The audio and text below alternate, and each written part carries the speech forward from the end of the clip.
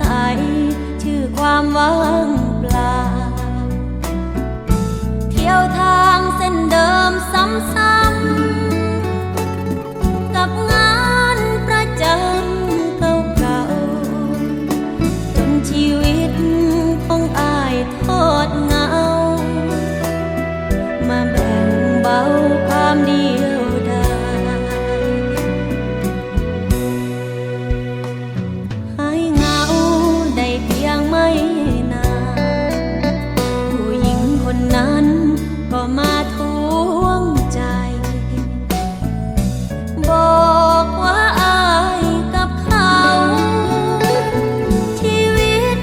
ขาดกันบ่ได้เขาขอให้น้องถอนใจอย่าให้เขาต้องเจ็บเลย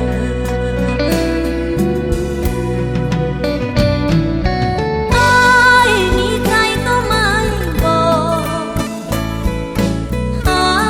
กับใครก็ไม่เอ่ยปล่อยให้